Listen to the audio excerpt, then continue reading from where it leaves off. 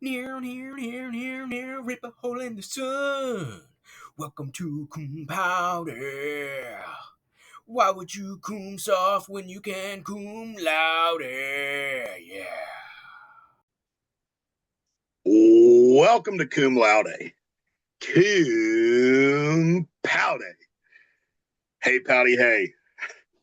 Hey, Pouty, hey. Joined here by the fermalicious Dame Judy Dench, the DJD. You already know who it is on this side. Little hashtag ridiculous, little hashtag OWB, and original white boy Nick T McDeezy on the IG. I know you follow me. What's going on, Fermi? Let's go, baby. Paude, Season 5, Episode 2 tonight. Welcome back to the stage, Bluto Ploopsicle. We had a hiatus. We ended the show early last season. We brought it back here with a preview of team needs of about a little over a month ago prior to the NFL draft. But we are here together again in the studio, pairing up to deliver an incredible show tonight. We're excited to deliver what we have. We're 9 days out from our rookie draft. It is here. The season is back. It's getting excited. Hashtag engagement 2026 is off to the races. What say you? We are on fire. The group chat is popping. Led by, honestly, the hero we didn't know we needed and who we probably don't deserve, Kling Kong. Dan Klingen really bringing up the level of all of the participants in the group chat. Love to see that. And man, can't wait for the draft, which will be held remotely from Pat's tree stand at Kevin's house.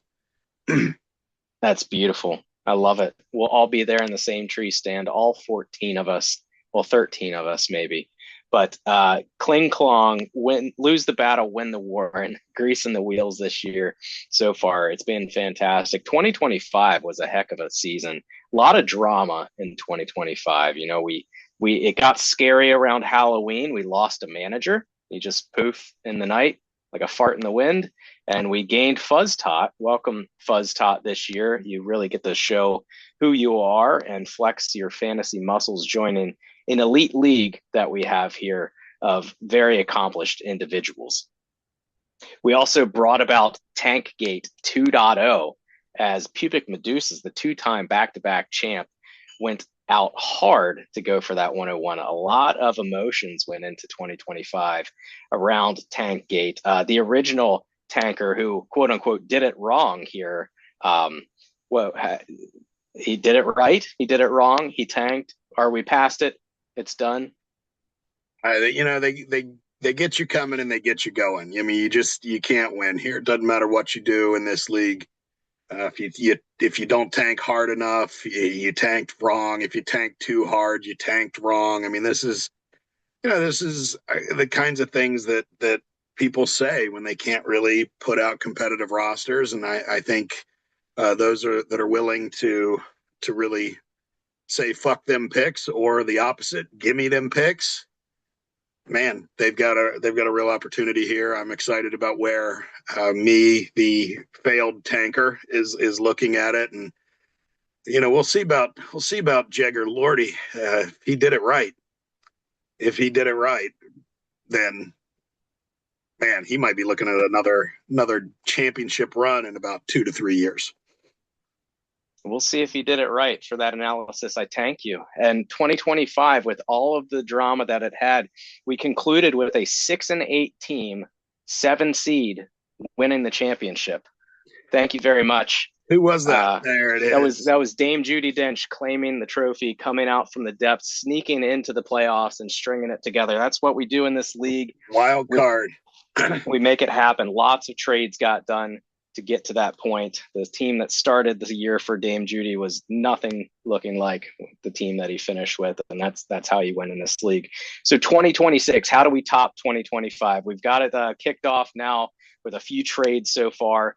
What this show is going to be all about is we're going to talk about the couple of trades that have happened in this offseason. We're going to look at the players that have been dropped leading up to the draft as people cut down their rosters to accommodate their draft picks. And then the meat and potatoes of this show tonight is going to be a mock draft of the first round upcoming predicting for Saturday. We went through team needs about a week or a month and a half ago. We'll bring that back into this analysis, and Bluto Ploopsicle is going to channel Smell Wiper Jr. and show you who you're going to pick at your service.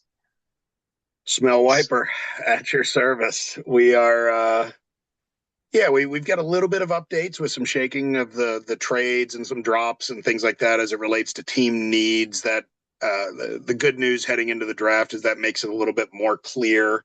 I would imagine there'll be a flurry more of those types of things as we actually approach draft day, though it looks like a lot of people have already started cutting their roster down ahead of time, which, again, good sign for engagement 2026. I mean, that means people are already looking at rosters, looking at their picks, and thinking about what they're going to need on draft day. So we love to see it. We love to see it. And, man, I can't wait to roll through this first round with you.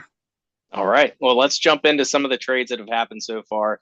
This happened a few weeks ago, but Tommy Barnes and Drew Barnes, Dylan Sampson moves over to Drew for the price of Chris Brooks and the 207 in this year's draft. That one's pretty timely now with Josh Jacobs news coming out, Chris Brooks being one of the depth pieces in Green Bay, moving over to Tommy. The next one, very recent, Scooter and Fuzz Talk getting the ball rolling. The 309 for Parkinson's disease. Any thoughts on that one? That was, it's a little shake up. Just a little bit. Yeah, no, I think you hit the nail on the head with the Chris Brooks opportunity there. There's obviously some Josh Jacobs' younger brother lingering around on that depth chart as well, which will remain to be seen how that shakes down. And Parkinson for the 309. I mean, incredible value. It seems like maybe somebody has their eye on somebody at the 309 in that spot. But yeah, Parkinson is a solid contributor in this league. Now we may get into, is he going to be supplanted by a rookie tight end on that roster? And I would suggest that he might be. So we'll see what happens. But if Parkinson's the starter, he's definitely got some value there. And for the 309, that's a pretty solid pickup. Good, solid. It's an offense that feeds the receivers for sure. Don't want to pass up on mentioning Dylan Sampson a little bit deeper. Cleveland running back Quinshon Judkins is owned by Drew.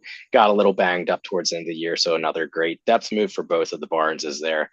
The next trade that is actually still pending, so got to keep an eye on as we're recording this. The trade counter period is still ongoing for about an hour, and that is Ron Sword, John Aria sending Jalen Warren to All Hail ESPN's Alec Pierce. So a wide receiver running back straight up swap. We've got an hour left on the clock. Do we see any counters coming in here?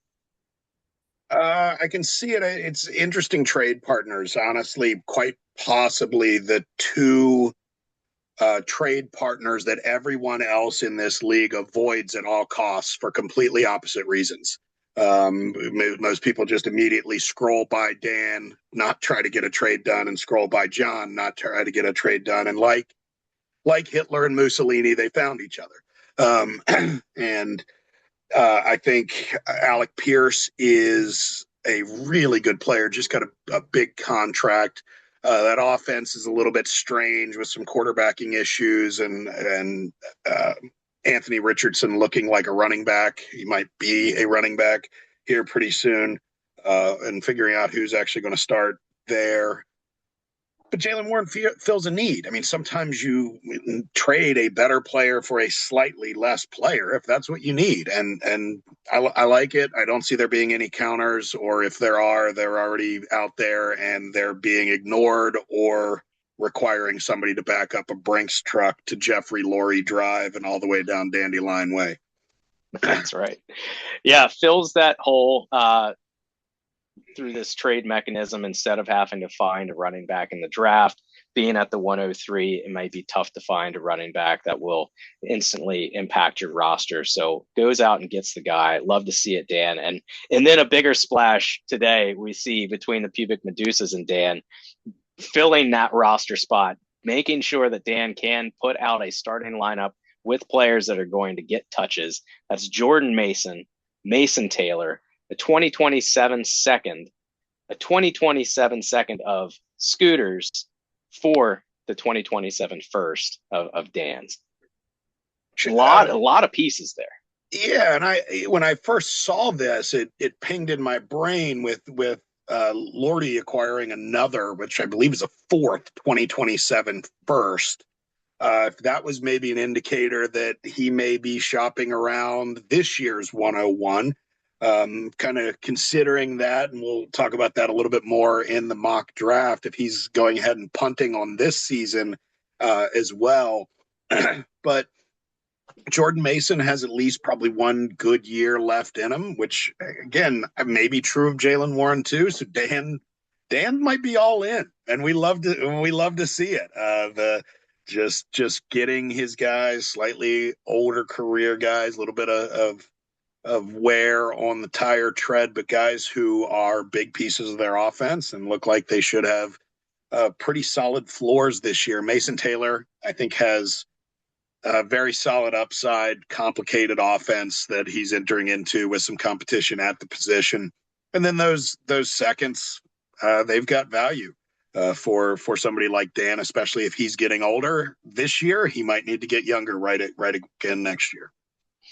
Yeah, and let's not forget, Dan was our inaugural champion as we jumped into the Dynasty season. This is now season 6. So maybe 5 years was the mark to say I'm ready to go all in again, and that's what he's shown us. So again, way to go, Dan! Get that going. Show us that you're here and fill that roster.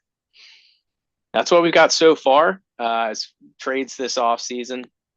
Maybe we'll see a few more as we lead up to the draft. Maybe we'll see some draft day action as well. Medusa, moving on, getting 4 2027 first round picks is going to be incredible. That is his own Fuzz Tots, Pats, and this will be Dan's if there are no counters going in there. So that's quite the collection. You can rebuild a roster with 4 first round picks very, very quickly, having experienced that. So you can certainly make that happen. All right. That's the trade so far. So let's look at the players that have been dropped. I want to see if any of these might be making it into the draft this year. So we're going to go through the player names relatively quickly. We've got Jordan Whittington, Elijah Higgins, Roshan Johnson, Ben Snott, KLS, Lambert Smith out there in at Charger Land, who splashed in preseason last year, Jatavian Sanders, Sean Tucker, running back that got some good action last year, Damian Pierce, Trey Burks, Chad Ryland, Noah Wiley, Taysom Hill, Max Brosmer, Zamir White, Antonio Gibson, Big Arm Joe Milton, Big Thigh AJ Dillon, Ty Felton, Harold Mevis, and Quinn Ewers. That's a lot of names to keep track of for our listeners out here, but are there any names that I just went through that you think could make it into these 3 rounds? So, I mean, let me frame it this way, right? If I'm looking at this as who of these guys stand the best chance to have fantasy relevance this year, right?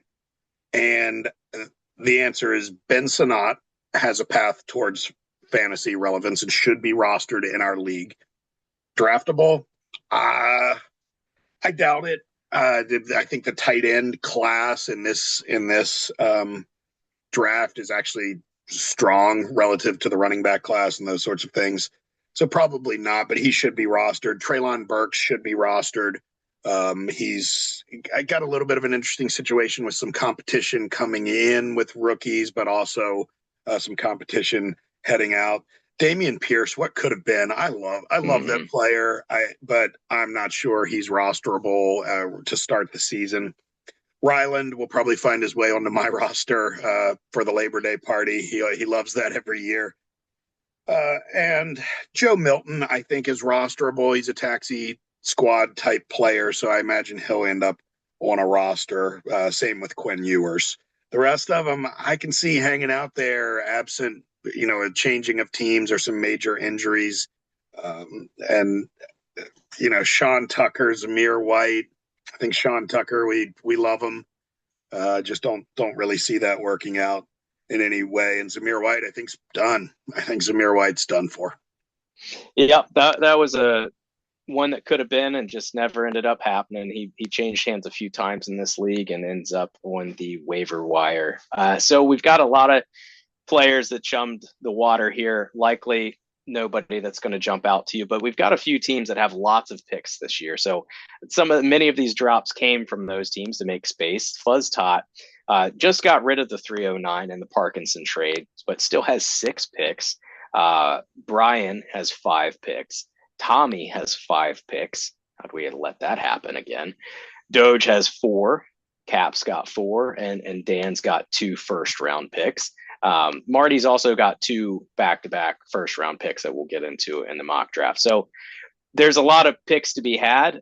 So maybe some of these players that have been dropped off. There's still a few cuts that need to happen before we get to draft time, but maybe Fuzz Tot is going to be missing Taysom Hill here by the time he gets back to that 313. How you don't roster Taysom Hill is just somebody's got to grab that versatility.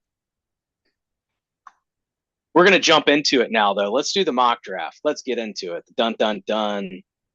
Mock draft time. The 101, Pubic Medusas tanked it down. They've got that 101. It's a clear cut, pretty much like every year. There's one player that has the most fantasy relevance, and that is Jeremiah Love. Lordy needs running back. He could use some help at wide receiver. He could use some help at tight end, but he needs running back big, especially after trading Jordan Mason away. We know he's got the draft capital in 2027. This is an opportunity because of who Jeremiah Love is to move. Does he do that? Or where are we going with this? 101 on the clock. Yeah, does he do it? The answer is no. I'm sure he's wrestled with the idea because with a clear 101 and Bijan was this way, but not even all the way this way, right? Jeremiah Love is so far above and beyond everybody else in this draft that there's an opportunity to get a massive haul back in return if you really wanted to. The stars just align here.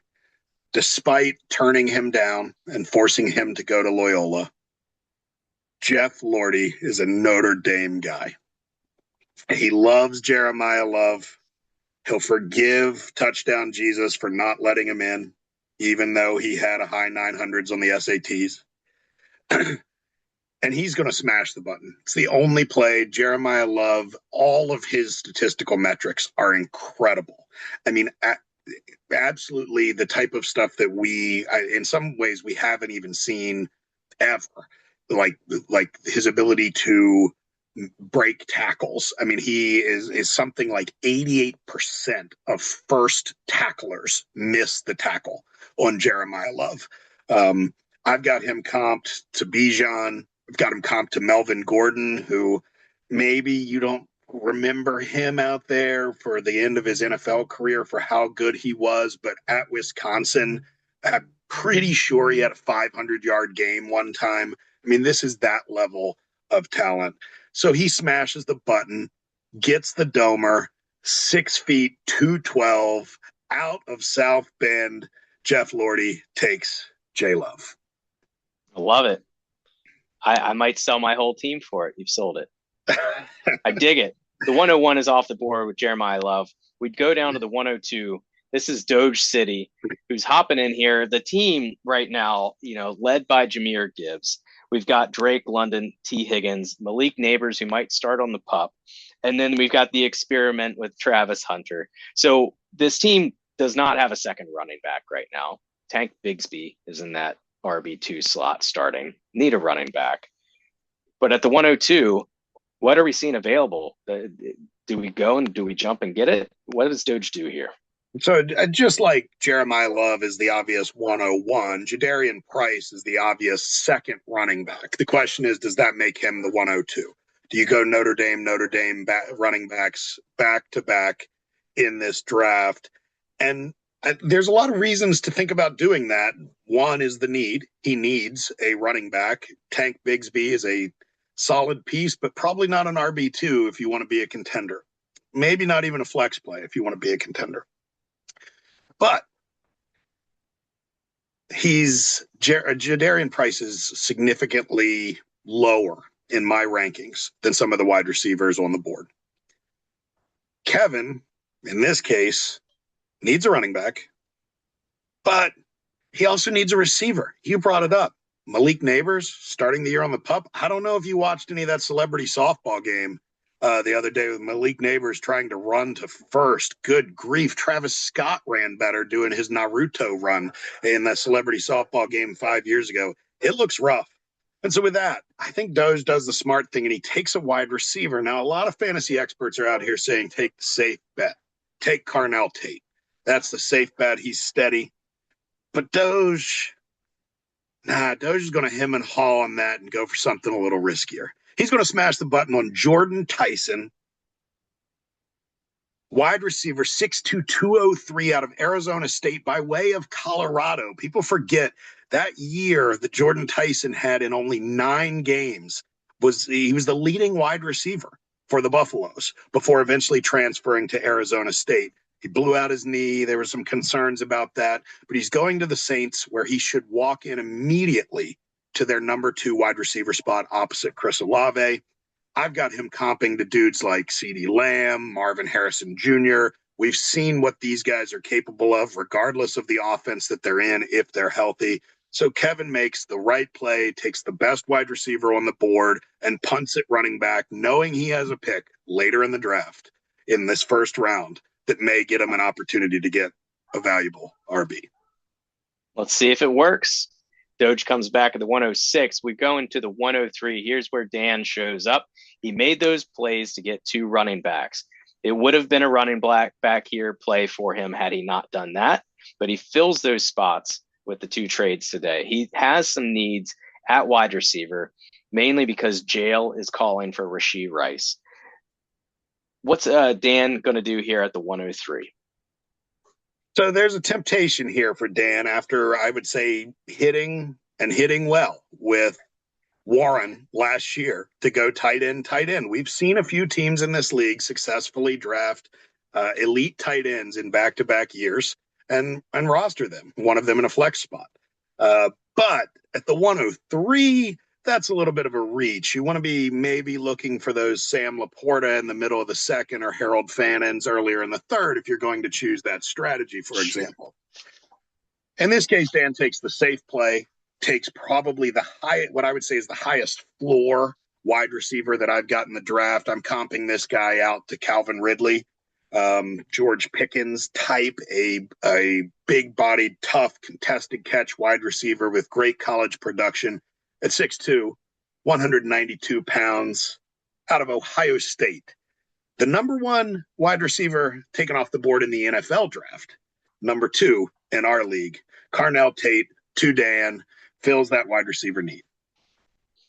So he joins Ladd McConkey, Rashee Rice, J-Mo Williams, got Tyler Warren. He'll be set. Half PPR league, he'll be set. He's got his 2 running backs. Dan is setting a formidable roster now. I could play quarterback with those skill players. That's right. Right. Moving on to the 104, we've got the John Aria Flames. John Aria dishing Warren might have then created some running back depth needs on his own team. He's got Achane and Javonte Williams. At wide receiver, he's got CeeDee Lamb, Chris Olave, and Olave came alive like Peter Frampton the end of last year. So that's finally paying off. Then he's got Sutton on them titties and newly acquired Alec Pierce. What does John Aria need to you here at the 104? A running back is probably the sensible thing here, and Jadarian Price is available, so I could see him doing that. I could also see him trying to fleece Pat or Brian for a flurry of picks later on in the draft and the clock expiring and the pick being forfeited. But John actually does something interesting here. I think John has done his scouting. He sees a real opportunity here to get a player that can be just a week in, week out starter or flex play for him. And he goes and grabs Kenyon Sadiq, tight end, 6'3", 241. Quack, quack, go the Ducks. Kenyon Sadiq's playing for the Jets. It's, weird offense. It's hard to be excited necessarily about the Jets, but Kenyon Sadiq is special. He is an elite athletic talent, the type of guy that could, kind of like we saw Fannin being used a little bit last year in Cleveland, getting some carries out of the backfield, playing a little bit of that halfback role in addition to tight end. I've got him comped to guys like Evan Ingram, Noah Fant. Those are players who are also first round tight ends, but who may have never lived up exactly to the hype, but pretty much started every week in every fantasy league for 5 to 10 years. And there's not a problem at the 104 taking that. It's the smart play. And the commish actually, if he doesn't let the clock expire while trying to fleece Brian or Pat for later round trades, makes the right choice and takes the tight end from the Ducks. And he will tell you that tight end is not a problem with Darren Waller currently as his starter and TJ Hockenstock in the depths. But this is a play here that does fill that tight end need for this team. And we talked about the supporting cast around it. These teams are getting stronger. The teams are getting more competitive. This is looking like an exciting year for a lot of teams to go, at least for the playoffs. Let's get to the 105. We've got Cap making it back. I think he had the 105 last year, maybe 104. He got Trey Henderson last year. He made some trades here towards the end of the year in 2025 with the John Aria Flames. Shipped off HN and ended up getting Harvey and Woody skid marks. So he's got Trey Henderson. He's got Dobbins and Harvey at the running back position. He's looking solid at wide receiver with JSN, Xavier Worthy, Garrett Wilson. He's got Laporta. Quarterback situation, Jared Goff and Bryce Young Harper going there. So feeling a little weak at running back, but maybe, naming those quarterbacks, do we have a Mendoza line going? Are we thinking anything? Where is that? We'll get there at some point. Maybe you'll surprise me at some point, but let's talk Cap. What we got here at the 105? Are we reaching the Mendoza line here with Capona at the 105? And the answer to that question is no. We are not. We will establish that line when we have to, but it is not right here, though I can see a possibility. I know if it's not running through his brain, it probably should be. But I think he's at a position where he can probably wait a little bit, given the stock of the quarterback class next year anyhow, to pass on Mendoza. He needs some help at running back. Certainly, I think above all of those, solid team, top to bottom overall. If Kenyon Sadiq falls past the commish, I think Cap takes him here. But since that's not what happened, we've got a first-round NFL running back coming off the board here. The second guy out of Notre Dame, 5'11", 203, Jadarian Price. He is a unknown talent in many ways. He is the guy behind the guy. There's the statistical data on him is messy, confusing, noisy, whatever statistical language you want to use, because for the most part, he was not the guy getting the ball. When he did get the ball, he did great things with it, but there's not really enough data to say that he is statistically somehow this elite talent. On film, he looks great, though. He can carry the football. He probably would have been the starter on many Power 5 teams. He just happened to play on the same team as Jeremiah Love. It's a great pick. Landing spot in Seattle for Price is particularly interesting early in the season. Zach Charbonnet is likely to begin the season banged up, slow to ramp up, which should give Price some very early season work, perhaps as the starter. I've got him comped to guys like Ronald Jones. Can't go wrong with Rojo. We got a lot of good years out of Rojo. So at the 105, Jadarian Price, Notre Dame. Love it. Fill a need. Could have immediate impact. Catgood's guy, and Doge at the 106 says, no, that's what I needed. That's what I was looking for. Doge at the 106 went and got the wide receiver early. It was the best player available. It's the right call to get that at the 102. But now you're sitting with that, still without a running back. We've got to get that running back. We're thinned out. It's only been 2 running backs. Our 2026 class is a little bit light. So we have thinned out, unfortunately, after Love and Price leave the board. But Doge needs that running back. So who's he going to go get? I think if it falls the way that we have it here and Price is already off the board, we've going to have a trade happen here. I think Doge would probably trade back.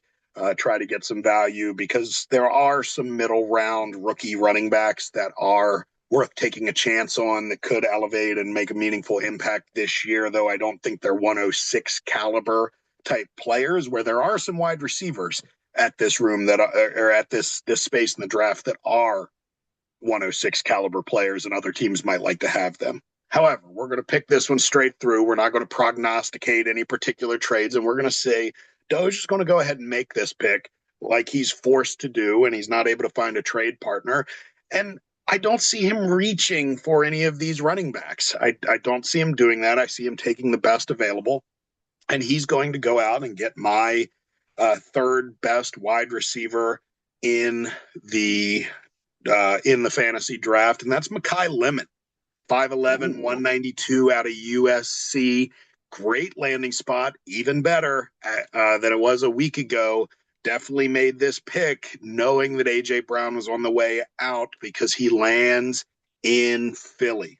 And I've got him comped to guys like OBJ and Jaden Reed. Kevin Doge, as we know, big OBJ guy, loved him some OBJ in the day. And this kind of fits that position in an offense that is shifting away from A.J. Brown, probably puts Devontae Smith kind of right up into that wide receiver one category, and then Makai Lemon fits it right in there opposite him as a solid contested catch wide receiver out of the private University of Southern California. Big pick at the 106. Yep, not forcing the trade, but the thoughts are out there. If this is the scenario that lands here, Makai Lemon goes at the 106. And hey, good shout out to OBJ. He's getting signed by the Giants. He is going to be available in this rookie draft, so we'll have to keep that in mind as well. We get down to the 107 with Drew. Drew has built quite the team here. He's very rock solid at running back with Jonathan Taylor, Kyron Williams, Quinshawn Judkins. Then he's got a nice supporting cast with backup running backs. You see a lot of the field in Blake Corum.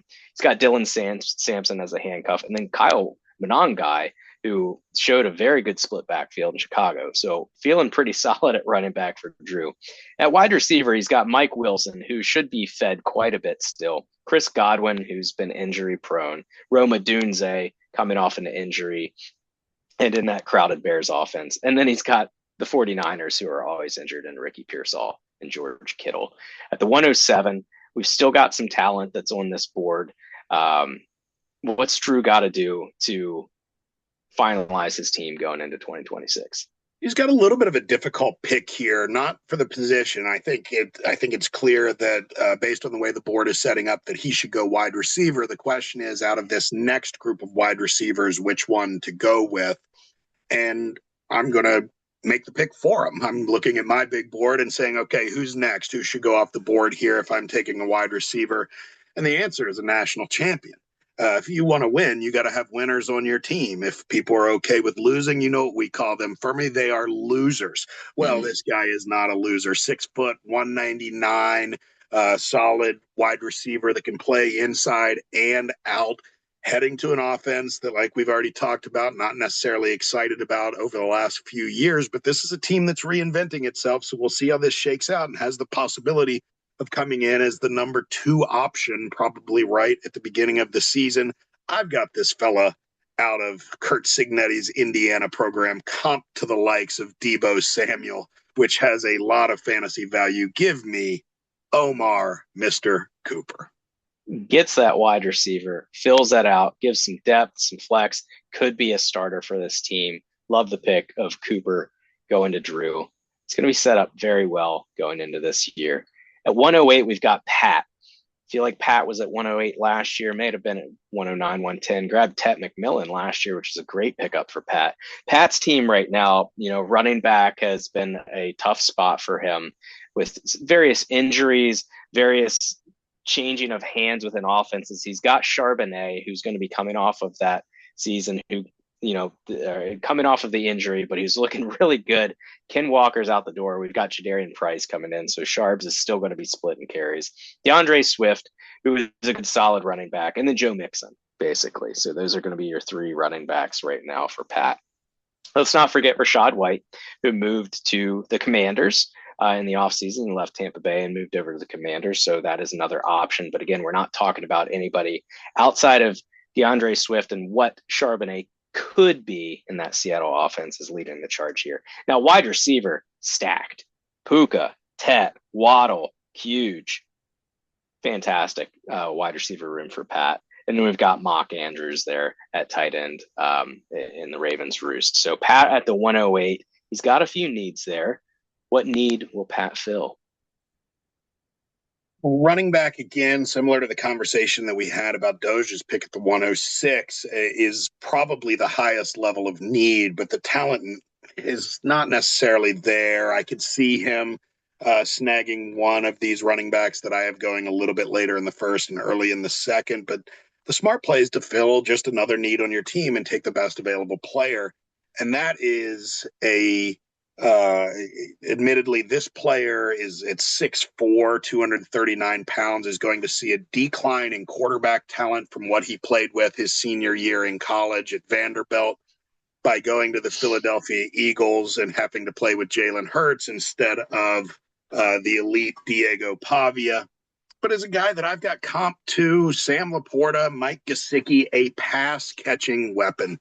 Offense is losing A.J. Brown, and an aging tight end room should provide lots of opportunities for this guy who is essentially a wide receiver who just is strong enough to do some blocking. His blocking's okay enough to keep him on the field, even on some running downs.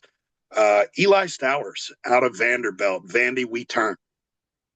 Right. Eli, like the pick going, he's got Mark Andrews today, who's very touchdown dependent. Eli's somebody that, Gesicki, or not Gesicki, Goddard's likely to get injured this year. He's very old. He gets injured a lot. Eli's a guy that can move the chains and get some yardage and half PPR in this league. So Pat gets his tight end, and he's got 208 coming up in the second round. There might be that running back value that falls down to the 208.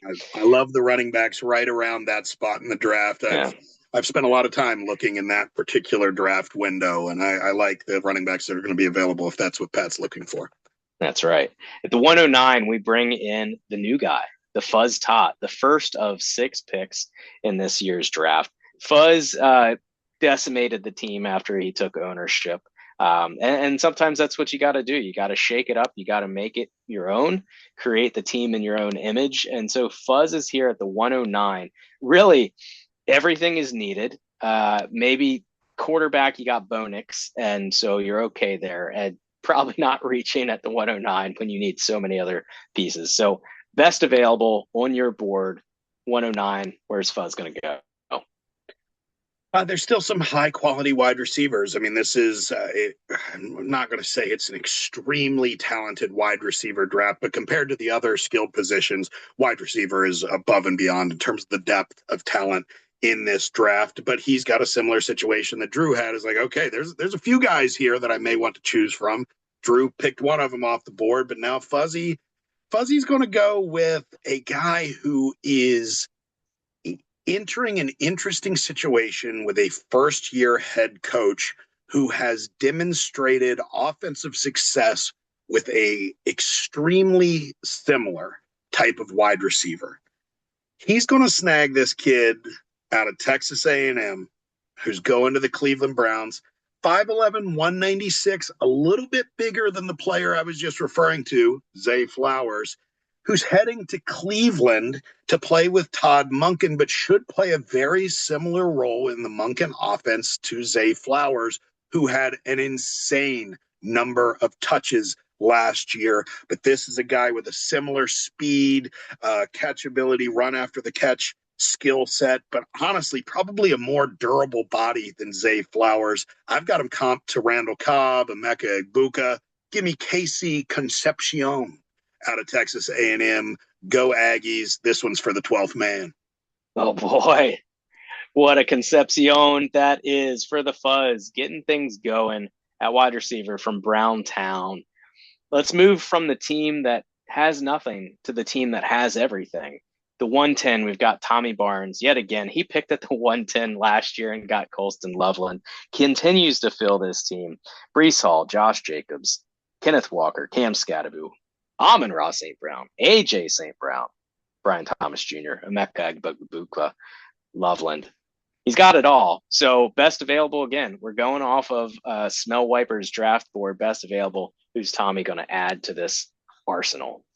We're going back-to-back Todd Monken darlings here for Tommy, except for it's kind of the opposite player. This is a guy who's going to line up on the outside, potentially a big touchdown getter, incredible catch radius, great hands. I would say probably either the best or second best hands in the draft. Kid doesn't drop stuff.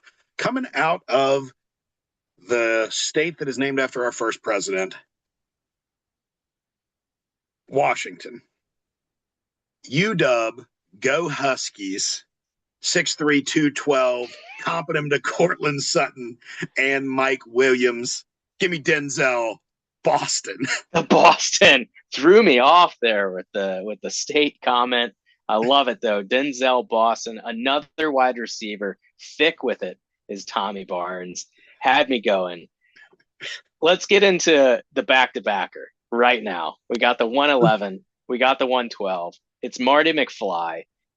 Tanked 2 years ago, started his rebuild last year with the 101 and the 103 getting Janty and Hampton. Moved from Hampton, but got Barkley in return. So he's got Janty, Barkley, Bucky Irving, who is struggling to get health back, but Bucky is his boy. We got Jaden Reed, Wandale Robinson, Romeo Dubes, and Tyler Tucker Craft, barely newer. So we got the back-to-backs here. Marty's clearly weak at the wide receiver room, but he's got some change-ups there. Wandale moving to the Titans, new home. Dubs moving over to New England, who now has competition with A.J. Brown. He's got back-to-back here. So what do you do with 2 picks a little bit late in the first round? How do you make that splash and take this team that rebuilt last year, had a decent run, fought some injuries, but could really make a playoff push this year if he gets these 2 picks right? I think Marty's a sharp guy, and he's a college football fan. I think is probably looking a little bit deeper at some of these players than necessarily just running off of the ESPN best available rookie spreadsheets that you can download. So he's going to be a little non-traditional with these 2 picks, though. In terms of position, I think he does snag both a running back and a wide receiver. He needs depth all around. At this part in the first round, nothing really seems like a sure thing, but there are some guys with some incredible upside. And so I've got him with the 111, going and snagging a running back from a university that produced the likes on the same team, mind you. Felix Jones, Darren McFadden, Madden cover boy Peyton Hillis. Big boy. I've also got him comped to guys like Latavius Murray, and he's going to the Raiders, where he would be a perfect handcuff to Marty's Ashton. At 6'1", 223, out of Arkansas. Mike, named after our first president, Washington. Got it. The handcuff makes too much sense. Where do we go after that? Then he's going to go with a little bit of a homer pick. Scott's not in this first round, so somebody has to. He's going to go with a wide receiver here, 6'4", 200. He's an interesting comp because he's an early declare, which I love. And I think Marty's is wise to this. He's a guy that says, look, I'm going to get an extra year of talent out of this guy if he hits. He's a young player entering the NFL, but he's 6'4", 200. You want to talk about a durable guy that can go up and get the ball, heading into an offense that needs that very much, going to the Baltimore Ravens out of the private University of Southern California, Jacoby Lane. Excellent player, excellent pick, and walking potentially right into, maybe not to start the year, but pretty soon thereafter, the wide receiver 2 position with one of the most elite quarterbacks that, in terms of quarterback rating, has ever walked this earth. Fantastic. Gets the running back handcuff, always a big play, and the wide receiver that is needed to help fill in this room. That's what you do with your back-to-backs, Marty. You make it happen, and you turn this season into a winning season. We get to the 113. We finally say hello to Brian. Brian's team, we've got Achane, Gainwell, Aaron Jones, Ramondre. I'm hearing some running back needs there. We've got 3 guys that I just named that are sharing backfields. Achane in a new home with New Orleans should be a good opportunity for him to get it back. He is from down south in the Bayou, so at home, going to crush it. Elite wide receiver room with Justin Jefferson, Devontae Adams, Michael Pittman, Stephon Diggs. We got to see where he's going. He has not been signed yet. He's likely not going to jail anymore. Fingers are crossed there for Brian, but still has not found his home. He will get signed. Juwan Johnson and David Njoku. Njoku moved to the LA Chargers in this offseason. So I'm seeing potentially running back and tight end for Brian as needs. What are you seeing on the board for Brian at the 113 as your value pick? I think you've correctly identified his needs, right? And so if Mike Washington is still there, it's probably the right pick for him. He could go maybe a little bit farther to one of these other running backs that are still on the board. If for some reason Eli Stowers slips, that should be an absolute smash the button for Brian there to go get that tight end and fill that room out. But if this board sets up the way that it has in this mock draft, Brian has a choice that is just going to sing to him like a siren's song. And that song goes like this. At 6'1", 206 pounds, roll tide from Alabama to Pittsburgh. Deebo Samuel's comp. Brian smashes the button on the Steelers because he can't resist the song of the sirens. Give me Jeremy Bernard, 6'1", 206 out of Alabama. Oh, so much Jeremy. It's infectious. The song has sucked me in. Jeremy Bernard, the Pittsburgh Steeler, going to Brian as he does, as he will. Needs to just pair that up. I love it. Thank you so much for that. The Bama boy. We've got one more pick in this mock tonight. We're wrapping up with the 114. Dan makes his second appearance into the first round. He got his running backs through trades. He got a super high floor wide receiver earlier in the draft in Carnell Tate. Best available. What are we going to do here with Dan at the 114? Yeah, he needs a running back here. You haven't taken Carnell Tate earlier in the draft. He definitely needs a running back. And of those available, honestly, I've got kind of 4 of them jumbled up here. I probably have one higher on my board than the one I'm about to tell you about, but I like this kid, and I think a lot of other fantasy analysts who maybe aren't as in tune as I am like this kid more than some other guys that I may have ranked higher. A little guy. Got him comp to the muscle hamster, Doug Martin. Moment of silence. Rest in peace for the muscle hamster. Our second Husky, I believe, coming in our first round out of UW, out of the university which is named for the state that is named for our first president, Washington, and heading to the Denver Broncos. Get this, 5'8", 220. That is a goddamn fire hydrant. I mean, this guy is a fucking unit. He's built like a big toe, and he can flat out run. Heading to Denver, he should get plenty of opportunities in that Sean Payton offense. And so Dan is going to smash the button on the muscle hamster 2.0 out of UW, Jonah Coleman. Jonah Big Toe Coleman bringing the heat, filling up that running back depth.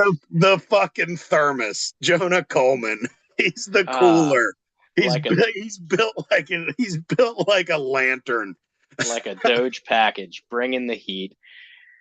Here we go. That's round one, mock drafted. It's going to happen exactly like this. Each year that the Paladie does the mock drafts, we hit it shot for shot. We'll bring the big board to the draft. That is next Saturday, June 13th. Don't even 8 need the p.m. draft. Plug them We in. don't even need it. Go Plug ahead it and in. plug them Let's in. go ahead and send it. There's 28 more picks after this. Yeah. We're not going through all 28 tonight, but the reason we brought Bluto on the show is because he is our stat man. He looks deeply into these college players, mainly FBS, but he looks at some of the D1 guys as well.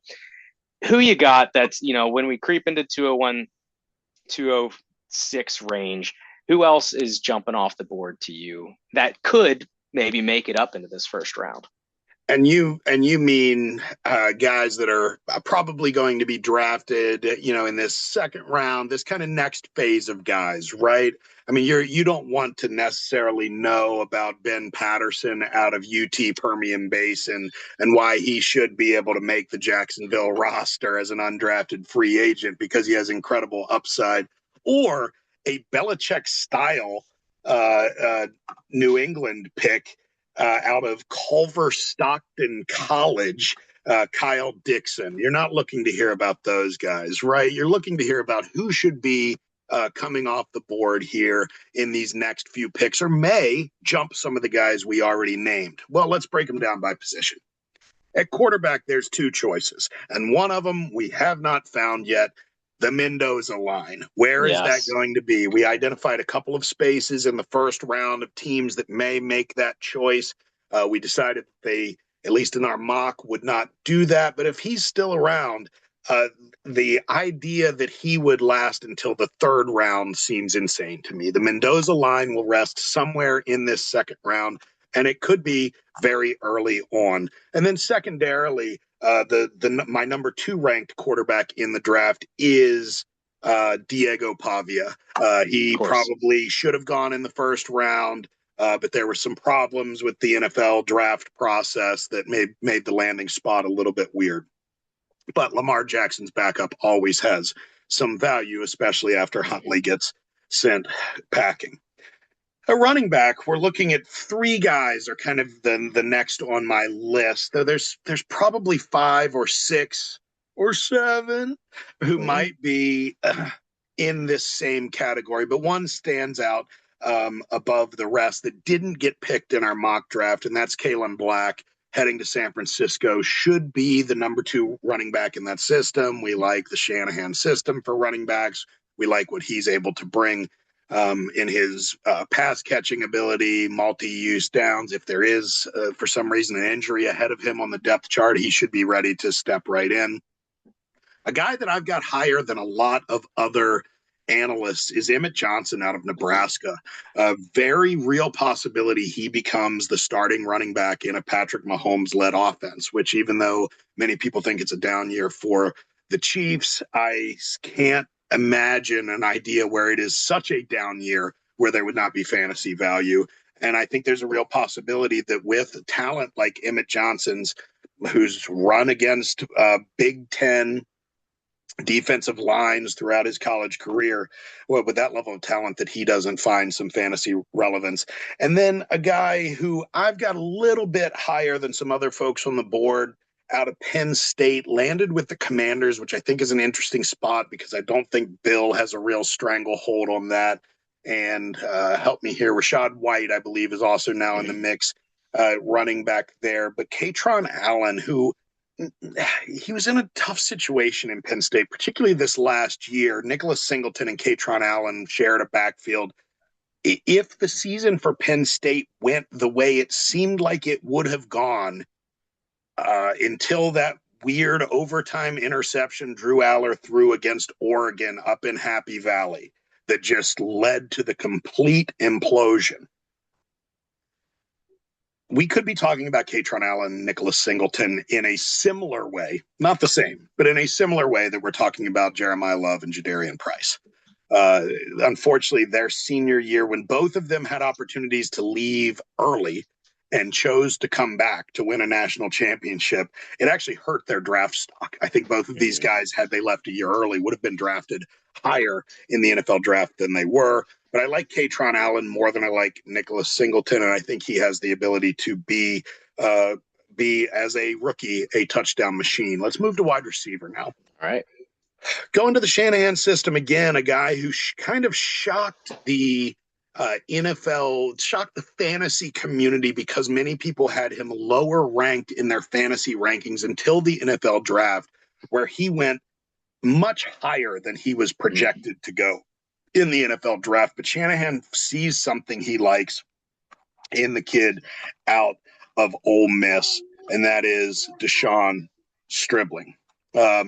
He is a wide receiver who fills an interesting role with that team in the absence of help me, Greg Jennings, right? And where he could come in and have at least some wide receiver 3 level relevance, depending on Pearsall's health, etc. And I think it is enough intrigue here, seeing how far Shanahan reached for this guy, to think that, man, they're going to use him, good or not. They're going to use him, and he'll have his opportunities. And that's what fantasy football is about. It's about opportunities. He's going to get them. So people should smash that button early in the second round. Antonio Williams is heading to the Commanders. There's a little bit of room there for a wide receiver of his caliber. I've got him probably third of the 3 that I'm about to name here on my list. Solid player. I would call him a high floor type of player. Will he elevate above some of the other guys on that depth chart and get the opportunity as a rookie? I'm not sure, but a guy who should have at least some special teams relevance as a rookie, and then maybe work his way up the depth chart later in the season and into the coming years. Because remember, it's a dynasty league. We're not just drafting for 1 year. And then my highest rated wide receiver still left on the board is Malachi Fields, the kid out of Notre Dame. Kid can just flat out play. He's a great wide receiver. That offense ran through Jeremiah Love, and so maybe some of his college metrics were a little bit suppressed. But he lands with the Giants, where he fits into this new Harbaugh system. There is some room there, particularly if Neighbors is starting the season a little bit banged up, and he might carve out a role. We also know that Harbaugh is there, and Harbaugh is a guy who is extremely loyal to his guys. And so if Fields starts off hot, he should stay. Even if he doesn't really perform, Harbaugh will keep trying to get him involved. Looking at tight end, I've got this guy higher than a lot of other people. Marlon Klein out of Michigan. He won. The landing spot is great. I love him going to Houston. But the guy is a 3-down tight end. The guy is capable of catching balls at all levels of the field, but also an excellent blocker. And I think that fits that Houston scheme quite a bit. Probably the most talented left of the pass catchers is Max Clare out of Ohio State. He's going to the Rams. We know Rams tight ends always find their way to relevance somehow, some way. And then a guy who I really like but don't like the landing spot is Sam Roush out of Stanford. Go Cardinal, but landing in Chicago with Loveland already there and a little bit of a change up at offensive coordinator. Not sure of his at least rookie year relevance. And then I know you were getting ready to ask, so I'll go ahead and jump the gun. If you are drafting a rookie kicker, it should be Trey Smack out of Florida. Chomp, chomp, kick, landing in Green Bay, and should have that starting job at Lambeau. Smack that. I love it. We have seen a kicker get drafted before. Jake Moody was drafted by Dodge City 2 years ago. So Trey Smack has opportunity to leave the board here, potentially in the 3rd round. We thank you, Pluto Plupsicle, for joining our show tonight, our analyst for the Paude that brings all the stats, all the comps, all of everything we need to know about our rookies, where they come from, what they do, what they've done, and what they're going to do. It's been a brilliant show tonight. with a mock draft. I hope everybody's here to enjoy it and getting all the great tips and ideas. We are in your minds and your brains. Just draft how we told you, and everything will be all right. I am Arrivederci Keelatard. On behalf of my co-host, Bluto Ploopsicle, John Gracias. John De Nada. Thank you for listening to the official podcast of the Public Honors College Fantasy Football League. Cum quickly, cum often, and cum loud.